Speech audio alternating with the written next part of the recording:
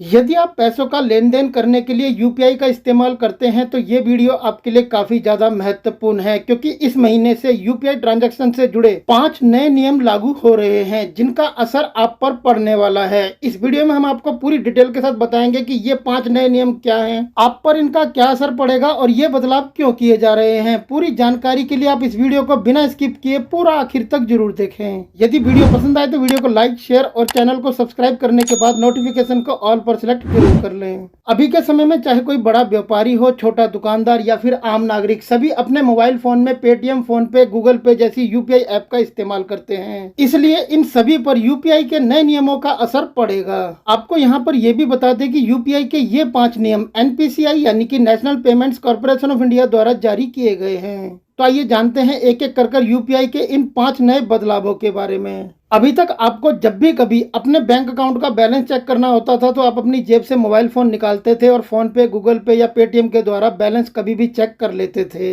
इस पर किसी भी तरह की कोई भी रोक टोक नहीं थी, परंतु अब आप एक दिन में किसी भी यूपीआई ऐप पर 50 बार ही बैलेंस देख सकेंगे।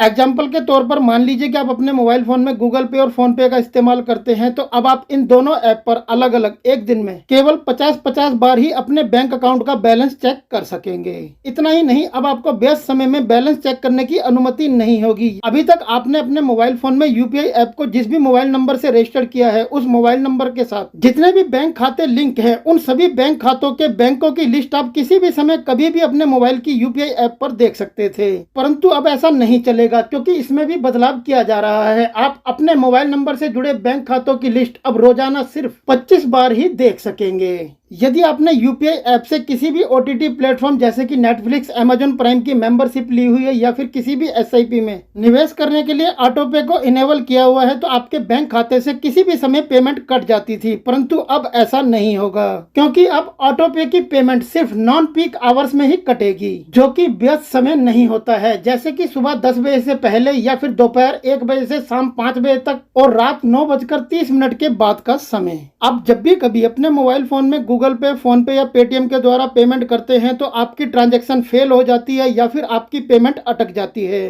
तो ऐसे में आप अपने ट्रांजैक्शन का स्टेटस किसी भी समय कभी भी देख सकते हैं। परंतु अब ऐसा नहीं होगा, क्योंकि अब नए नियम के अनुसार यदि आपकी पेमेंट फेल हो जाती है या फिर आपकी पेमेंट अटक जाती है, तो ऐसी स्थिति में आप 90 सेकंड के बाद ही अपनी पेमेंट का स्टेटस चेक कर सकेंगे। ऐसा दिन में सिर्फ 3 बार ही किया जा सकेगा और हर बार आपको ये ध्यान रखना होगा, आपके ट्रांजैक्शन स्टेटस को चेक करने के बीच में 45 से 60 सेकंड का अंतर होना चाहिए। यूपीआई ट्रांजैक्शन में जो 5वां बड़ा बदलाव होने जा रहा है, वह दुकानदारों, ठेले वालों या बिजनेस करने वालों के लिए काफी ज्यादा लाभदायक है। यानी कि अब नए नियम के अनुसार जब भी कभी आप अपनी यूपीआई ऐप के द्वारा किसी को पेमेंट करेंगे और आपकी पेमेंट सफल हो जाएगी, तो आपका बैंक नोटिफिकेशन के द्वारा या फिर एसएमएस भेजकर आपको आपके बैंक खाते की शेष राशि की जानकारी दे देगा। इसका फायदा ये होगा कि आपको बार बार अपना बैलेंस चेक करने की जरूरत नहीं पड़ेगी। और इस बदलाव को सफल बनाने के लिए सभी बैंकों को आदेश जारी कर दिए गए हैं। तो फ्रेंड, ये हैं वो 5 नए नियम जो यूपीआई ट्रांजैक्शन को लेकर अगस्त 2025 से लागू होने जा रहे हैं। आइए वीडियो में चलते चलते ये भी जान लेते हैं कि यूपीआई ट्रांजैक्शन को लेकर ये बदलाव क्यों किए जा रहे हैं। तो ऐसा माना जा रहा है कि इन बदलावों से यूपीआई सर्वर पर बोझ कम होगा, जिससे कि ट्रांजैक्शन फेल होने या फिर स्लो होने की शिकायतें भी कम हो जाएंगी। एनपीसीआई यानी कि national payments corporation of India का भी मानना है कि लोग बार बार अपनी यूपीआई ऐप के द्वारा बैलेंस चेक करते हैं और ऑटो पे प्रोसेसिंग से भी सिस्टम पर दबाव पड़ता है। ये भी इन बदलावों के बाद काफी कम हो जाएगा।